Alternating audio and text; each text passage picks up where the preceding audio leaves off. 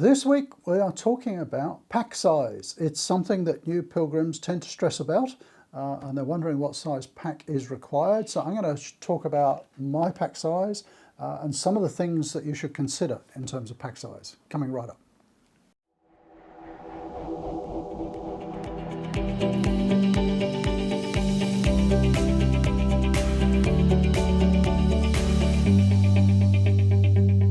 Okay, so this is my pack.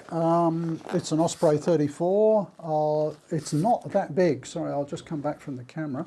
There's a few features that I like about it. There's not much in it at the moment. I do like this, they call it an airspeed back, which keeps the pack off your back, allows a bit of airflow through it. It's got a really good waist hip belt. I really like it. I've used it on all my Caminos so far. But we're here to talk about pack size. This is a Stratos 34. And why have I picked that pack size? I can fit everything I need into this pack for a Camino, whether I'm staying in albergos or not. So if you haven't seen the video, what's in my pack, let's put a link up here and we'll put a link at the end. My wife Pat uses a very similar pack to this, which is only 24 litres. So can I get away with 34 litres? Absolutely. The danger with a pack that's a little bit bigger than you need is that you're going to be tempted to put stuff in it.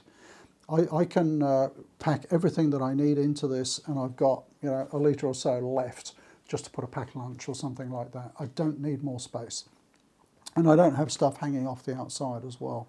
So what are some of the considerations about pack size? Because you might be thinking you want something bigger or something smaller. Let me share some thoughts on how you might come to that decision, because a 34 litre, you know, suits me. It might not suit you for whatever reason. You might be carrying different equipment. You know, you might be carrying a CPAP machine or whatever.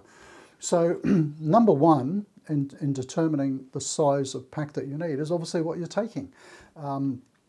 And I got a tip off Eva's forum from somebody, which was basically to work out what you're going to be taking on your Camino, throw it all into a garbage bag, head off down to the backpack store and see if it fits. And that's exactly what I did. I put all my stuff in a garbage bag, I turned up and I said, can I fit it all in to this bag? And I tried 3 or 4 different bags, and it all fitted into this one.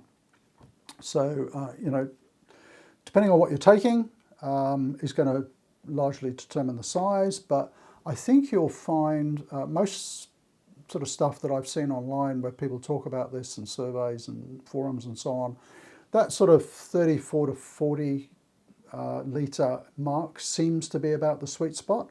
A lot of people carry less, a lot of people, not a lot, a few people I think carry larger packs, some carry smaller. So what are some of the considerations about, you know, would a 34 work, or are you going to need something smaller or bigger? The time of year that you're going. So if you have a look at my video, What's in My Pack, that basically, that was shot a couple of years ago, but it's basically what I'm taking on my next Camino. That wouldn't change. You know, it's all about layering and all that kind of stuff. I don't think that packing list would change unless I was walking a winter Camino. And then I would probably, well, not probably, I would have a warmer sleeping bag. I would have thicker shirts, things like that. But even so, I can't see me needing more than 40 litres. So think about the time of year you're going, the sort of gear that you're carrying. I suppose if you're a really large person and your clothing is bigger and stuff, you might want a larger backpack, but I'm not exactly small. And 34 works for me. A third consideration, I know this is frowned upon in some Camino circles, but hey, you do your Camino however you want to do it.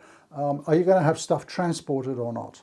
So on some of the more popular Caminos, you know, people might be getting luggage transported each day, and therefore they could carry a smaller backpack when they're actually walking.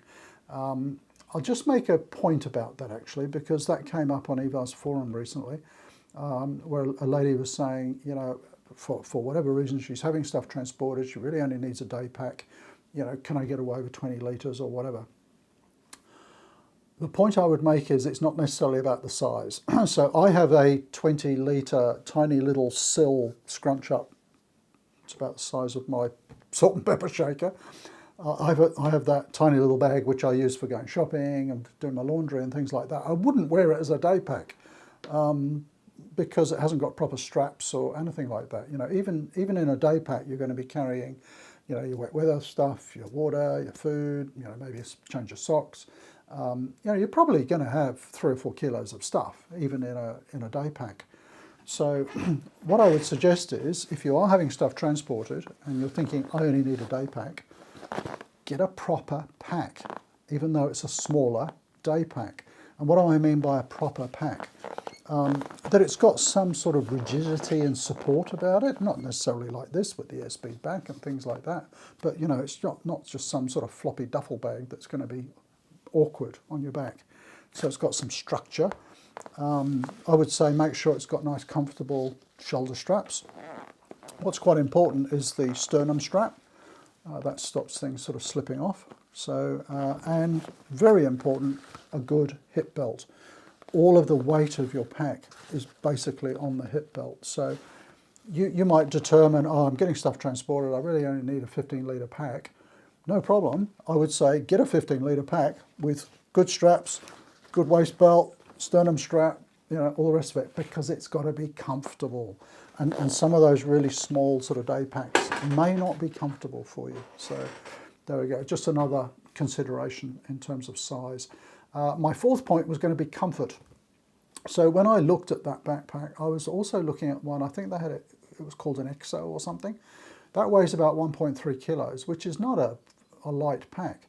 And the other Osprey, which I think was called an EXO, maybe somebody's got one, weighed well under a kilo. And I thought, oh, you know, save weight, try that. And I put it on, I didn't like it.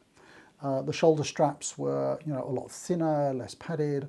The hip belt was a lot thinner, less padded. It didn't have the airspeed back. You know, it just wasn't as comfortable. And I thought, heck, you know, I'll put up with an extra half a kilo in weight to have a comfortable pack. And, you know, that was the decision I made in 2015 for my very first Camino. All the advice I see online now from people who've walked many more Caminos than I have is go for comfort with your backpack, and I would absolutely agree with that.